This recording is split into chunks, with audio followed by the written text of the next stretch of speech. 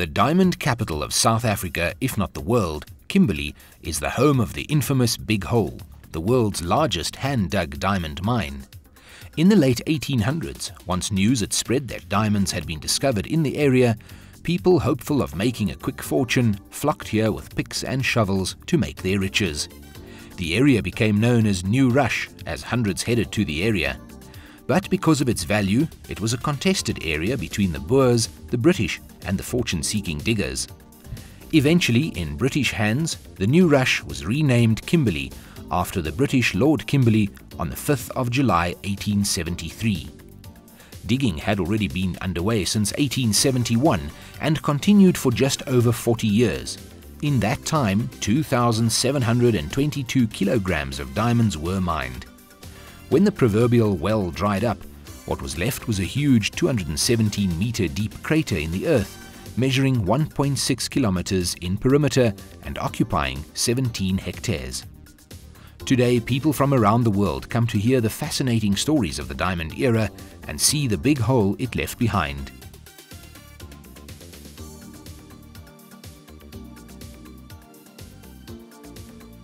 Well, at the Big Hole, we offer guided tours, which takes you to a short introductory movie of about 20 minutes. You then go and view the Big Hole itself, which is the largest hand-dug hole in the world.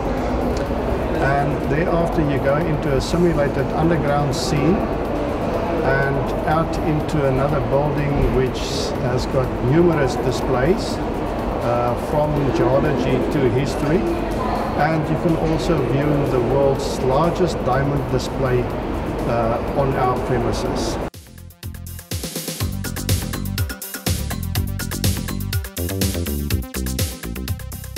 Diamonds are synonymous with the De Beers Company. It's made significant contributions to the site, making this a highly rated tourist attraction. Here you'll not only see diamonds, but because of careful maintenance and relocation, you can experience the diamond town as it existed in the late 1800s. Outside the main building, we've got a whole old town, which is buildings that were relocated, original buildings that were relocated to the Big Hole area. Some buildings are original buildings that's in situ, in other words, in their original positions. Others are placed in a town setup. Some buildings are replicas. There's a lot to see. For an attraction that has been around for as long as the Big Hole has, it still manages to attract a fair amount of visitors. On average, we get about between 70 and 80,000 people a year, of which the most come during the school holidays, in particular over Easter and during the December holidays. So yes, then we are very busy during those periods. Times like February is very quiet, obviously because people just came back from their school holidays. And yeah, that's quiet, but otherwise we're normally quite busy. We get quite a number of overseas visitors, in particular those that are traveling on the Blue Train or the Rovers Rail. They stop in Kimberley, and their visitors or passengers then come to the Big Hole. They are transported here and we take them on a tour through the facility. The city may exist because of those sparkly rocks, but Kimberley has a lot more to offer. It's considered one of the main stopover towns on the N12 route between Johannesburg and Cape Town. Kimberley is one of the important stops on the N12. We market the N12 as one of our routes, so it's very important for us. Stopover at Kimberley is one of the oldest cities in the country, and it's one of the cities that can offer you a combination of experiences, from colonial history, struggle history, architecture, going back to the Edwardian area. Also, it's a city known for many firsts: first electric light, first nursing college, and a number of other firsts. It's also one of the cities, the only city, as a matter of fact, that has a ghost tour, and that is something exceptional. A must to do.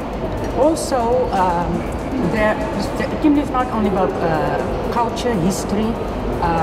There's also an array of outdoor activities that can be enjoyed: fly fishing, river rafting, golfing for the golfers, and also there are many game farms around us where there are numerous activities for the kids. You can visit the farms also. So it's a good stop for families on a holiday vacation down to the coast, or from the coast down to Johannesburg into the hinterland. Kimberley has a steadily growing tourism sector. Domestic tourism is high on our agenda. So we value, marketing around the routes, etc. We are a very consistent province. We don't change our brand drastically. We remain true to who we are. And I think that consistency has paid off for us. We obtained a 2% growth last year. That's domestic. International 1%. But I think more important is that travelers or tourists that travel to the Northern Cape stay longer, and that is very important. And obviously the first point of entry in most places is Kimberley. They stay longer, you see more spin-off, there's more direct spend, people do things also, so that is important for us. Travelers and tourists stay longer in the Northern Cape as compared to the other provinces.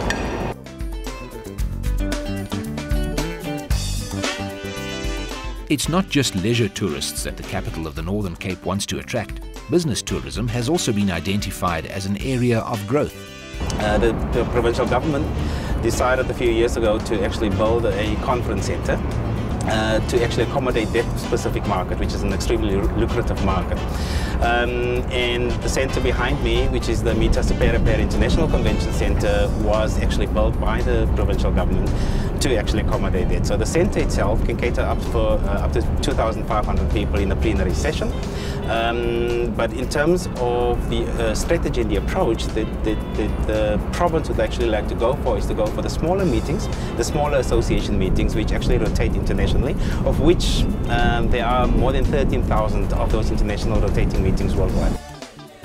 History and business are great draw cards for tourism, but Kimberley has given itself the edge by becoming a sports tourism destination as well.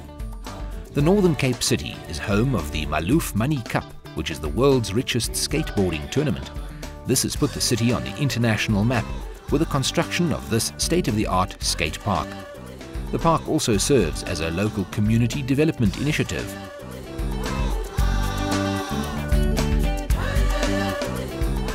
The Kumba Skate Plaza is actually the international skate park in South Africa.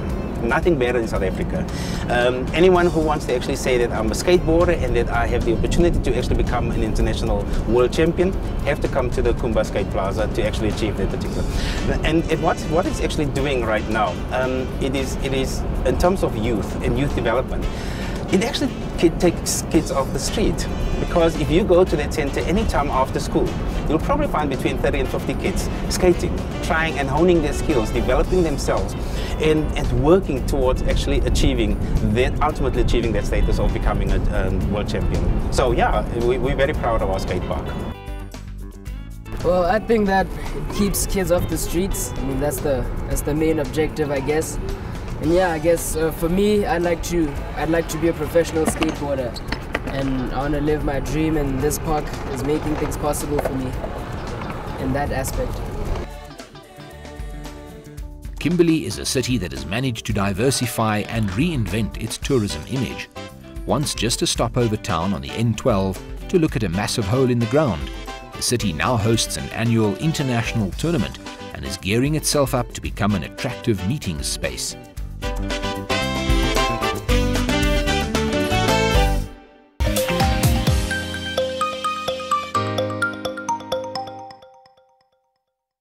Staying in the Northern Cape but venturing a little away from the N12 treasure routes, the team headed to the desert to find out about a very fast car set to make the desolate area a tourist attraction.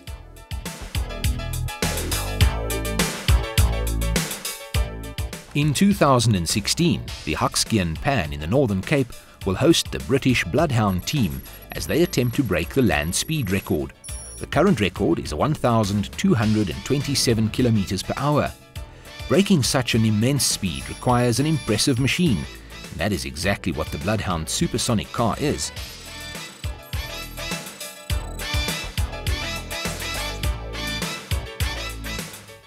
It's a jet and rocket powered car with a slender bullet-shaped body that is 14 meters long.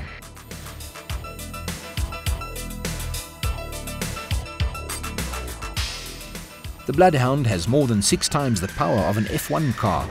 It's a combination of car and aircraft technology.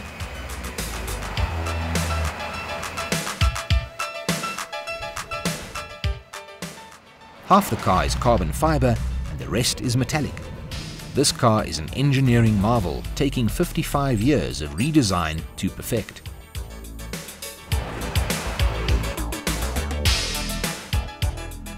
The record attempt is expected to attract young people to the engineering field.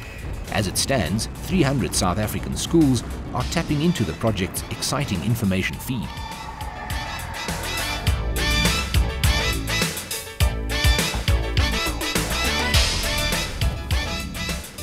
Like all undertakings of this magnitude, there's a considerable price tag attached to this land speed record attempt. It will cost over 500 million rand to pull off this feat.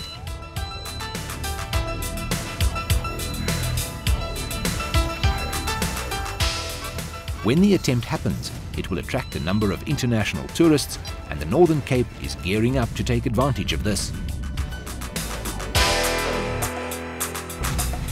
Even after the land speed record attempt, the dried up lake that is Huxkey and Pan will have gained international fame.